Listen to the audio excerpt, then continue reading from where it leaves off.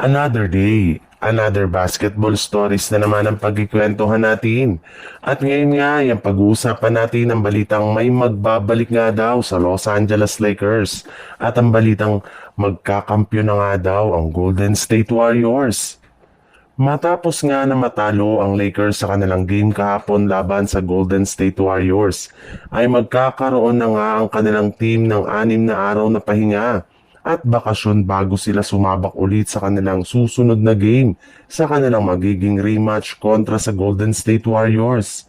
Kaya magkakaroon nga sila ng oras para makapag-practice at makagawa ng mga bagong game plan at estratehiya na kanilang gagamitin sa kanilang mga susunod na laban. Bukod rin nga dyan, sapat na rin naman nga ito para makarecover ng gusto ang kanilang mga manlalaro na nagtamo ng injury kagaya na lang ni LeBron James at inaasahan na makakapaglaro na sa kanilang next game laban sa Golden State Warriors.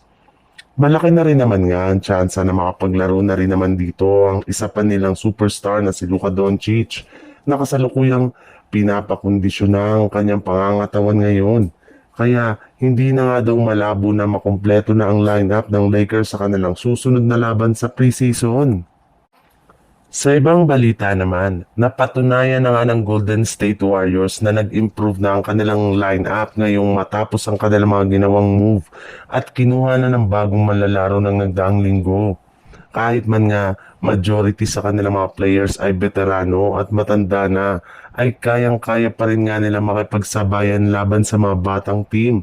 Kagaya na lang ng ginawa nila kahapon laban sa Los Angeles Lakers. At kasunod na napakagandang ipinakitang performance ng Golden State Warriors ay may ilang mga NBA analyst na rin naman nga ang agad sumuporta ngayon sa kanilang team. Matapos sabihin ng mga ito na ang Warriors na nga daw ang magkakampyon ngayong taon dahil kay Al Horford.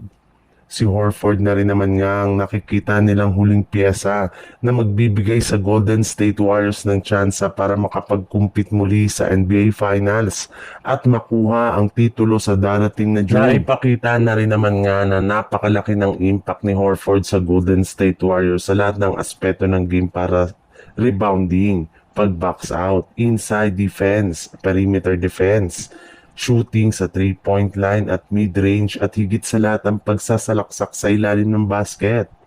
Yes, lahat ng mga ito ay kuha mismo ni Al Horford kaya once nga na magamay na ng gusto nito ang kanilang sistema, diyan na nga magsisimula ang pagiging dominante muli ng Warriors sa NBA.